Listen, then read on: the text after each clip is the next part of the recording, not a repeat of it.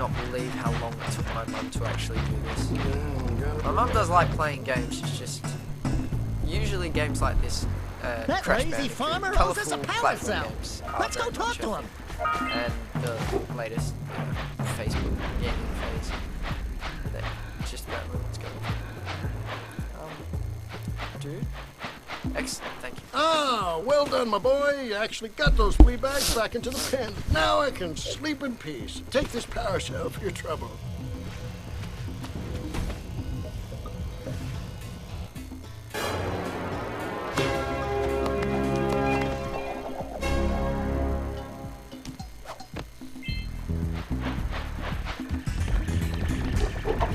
The scout fly.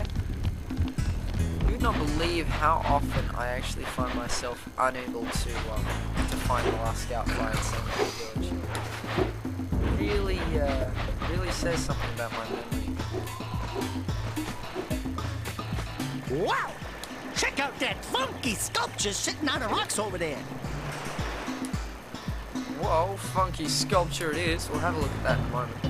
This is one of the very, very few situations where you actually have to use a high jump. So the L1, as I was saying, is always going to crouch Jack in whatever way you're used to. And just from a neutral position, you're barely going to use it anywhere else. I think there are 3 other places in the game where you're going to use that. And this is, again, one of those few places where you actually need to use a long jump. So I think they chuck a couple of these situations right at the start of the game for you so you know how to use them, but then really require it of you later on. Ah, excellent. I didn't miss it.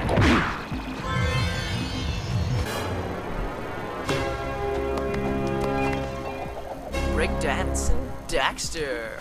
Good fun. All right! You found all the scout flies in this area. This must be a Precursor oracle like the sage always goes on about. I hope they weren't as ugly in person.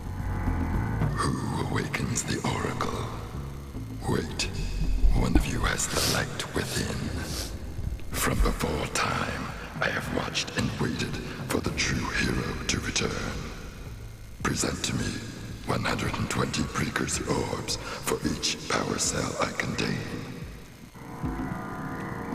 Alright, not able to do that yet, but that is another collectathon quest that we've just got. There's going to be one of those oracles in every main hub. As you may have noticed, there's a few areas that I can reach from Sandover Village. Sandover Village serves as the first hub, and yeah, you pretty much just carry out your missions from there. Proliferation point. Oh, Forbidden Jungle, we are here.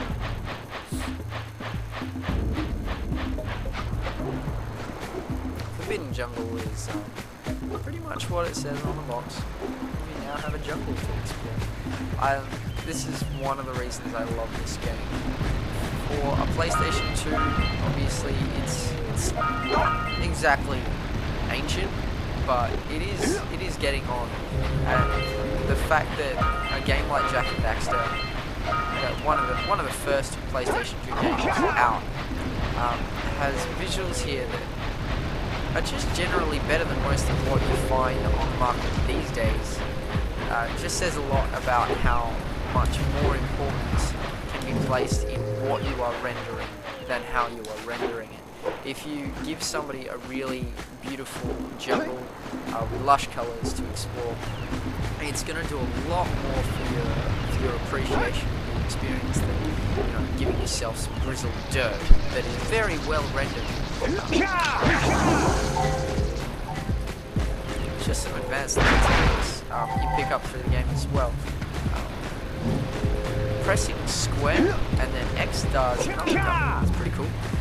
Holding L1 and pressing square also does the same uppercut, but without the forward movement at the same time. But I don't really find I use that very often.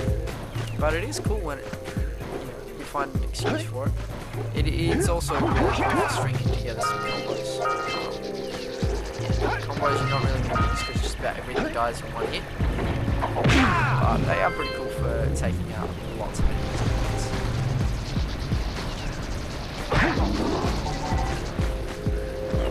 It's a fairly standard jungle setting. You've got your swinging logs that you if they touch you, like this.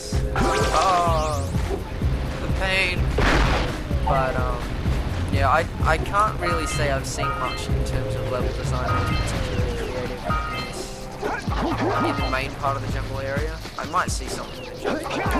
That's a lie. We'll see it later on. It's also, if you're new to this kind of game, it's also fairly easy to get lost in here. It's not exactly a structured area, which is good. That's much more natural. I think that's very much a better way to go about it. Giving yourself a rigid structure to set your level design. I really find some pretty good. Being very sloppy. Too much time.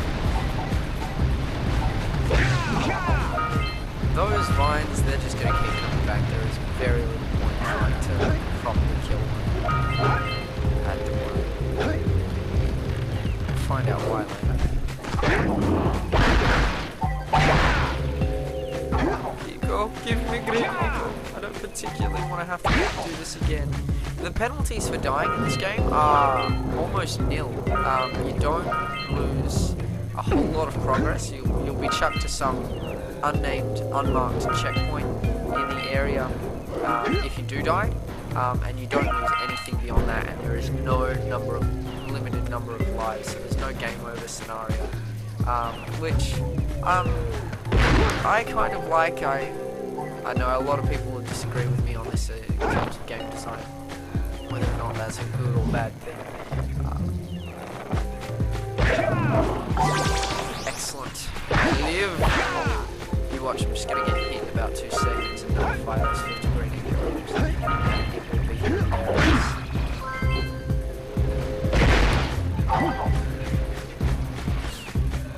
But yeah, there's very little consequence to dying. Hopefully I won't die anyway, so it's not going to matter, but, you know.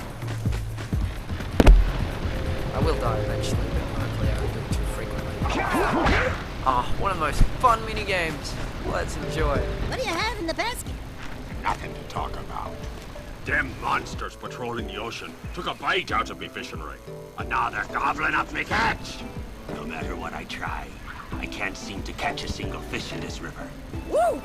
Maybe it's your breath. You think you can do better? Try scooping up river fish with a tiny net. I'll give you a power cell if you can catch 200 pounds of them critters. And then I'll let you with shrimp here use my speedboat to get to Misty Island. And that is exactly why this little minigame is actually fairly crucial.